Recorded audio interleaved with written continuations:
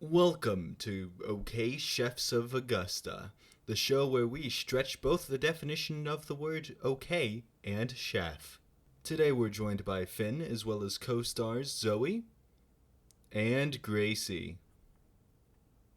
Take it away, Finn.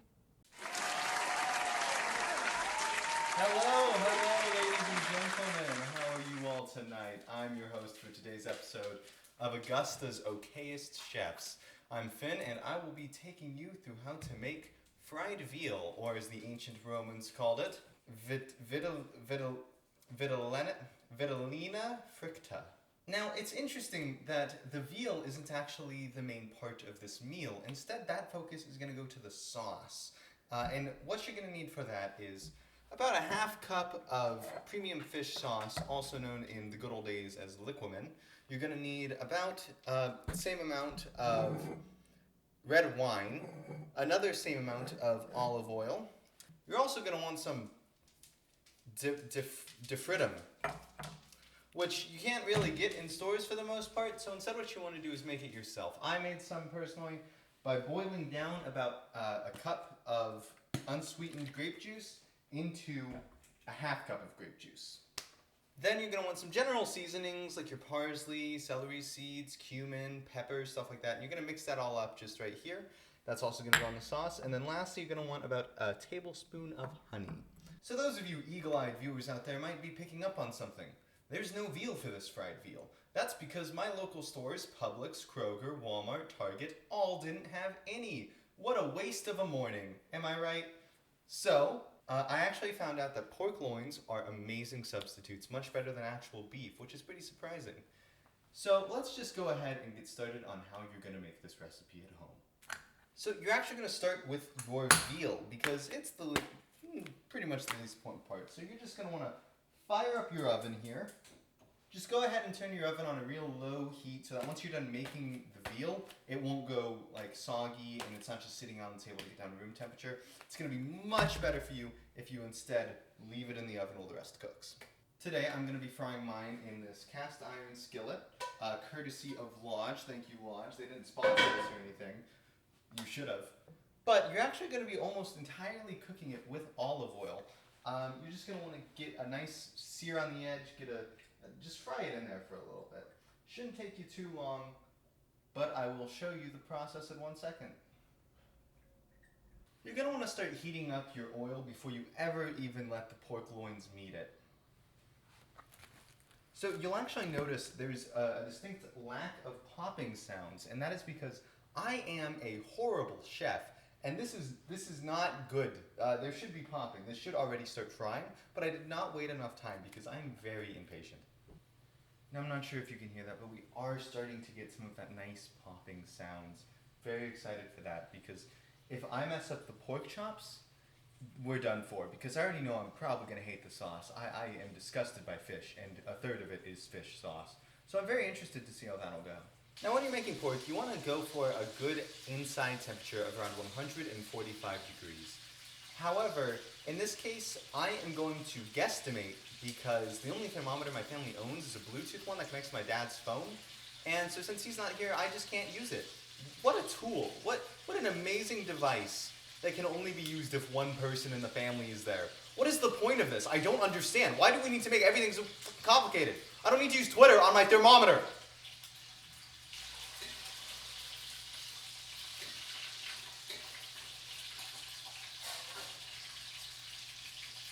As you eagle-eyed chefs out there in the audience might be able to put together, I used way too much olive oil, and I have burned the ever-loving crap out of my hand.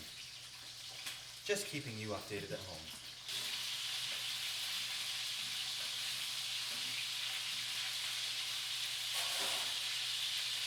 Oh my good God, this is way too much olive oil. Ow!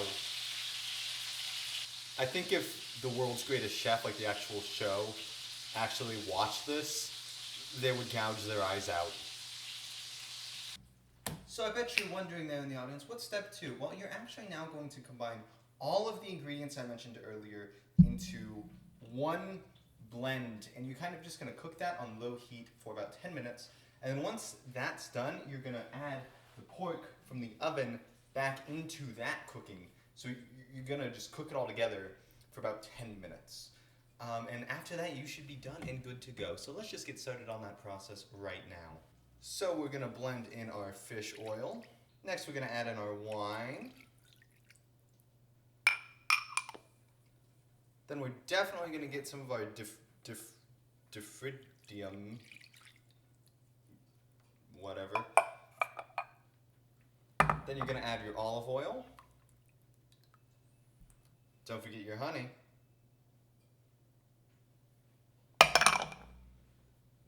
I said don't forget your...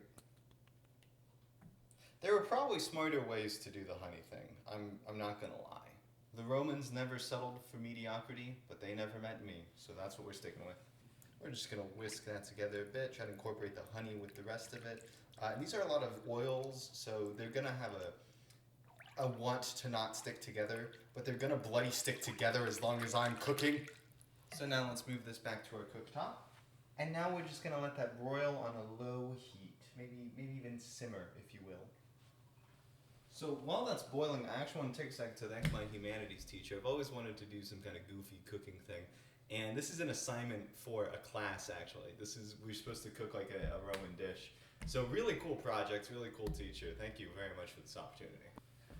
Can't really tell you why, but Romans actually didn't eat that much beef. So this is kind of a weird dish, even for Roman times. But see, now that we've got a nice boil going on, I'm going to remove the pork from the oven, and I'm going to put it in with the rest of what's going on up here. And so now we are just going to wait 10 minutes for that to incorporate with each other, and then we will be back for the taste test. Okay, so now we have hit that 10-minute mark, and then we're also going to get a ladle of that sauce to drench on it. There we are. So there is your finished product. If you're thinking at home that does not look good at all, so am I. But the Romans, they were around for quite a while. They had to have found something worth living for. Maybe this is it. Okay, ladies and gentlemen, here we go.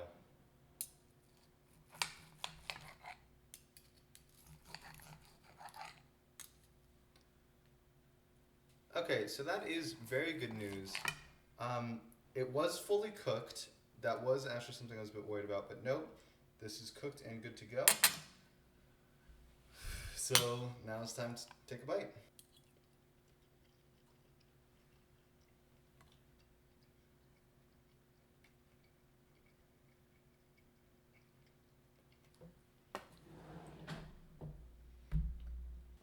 So what actually happened there is a very hard thing to emulate. It's a very hard taste to emulate because you don't want to emulate it because it's not good. It's not very good. Yeah, see, when you first go into it and you try some, you're sitting there thinking, man, this is pretty good. This is a lot better than I thought it would be. And then you just get slammed with this disturbing fishy aftertaste. I mean, it tastes like I just ate fish, and I hate fish. The Romans somehow put fish into my pork. Now let's get some reactions from our co-stars. That's a good girl. Let's see what our first co-star thinks of the flavor. Well, she is eating that up, it seems. Oh yeah, absolutely demolished it. Now let's give Gracie her piece. Gracie's a much bigger dog, so we're going to go with a much bigger piece here. Oh, whoa, calm down. Here, she seems very excited for it. Co-star Gracie says it is a resounding success.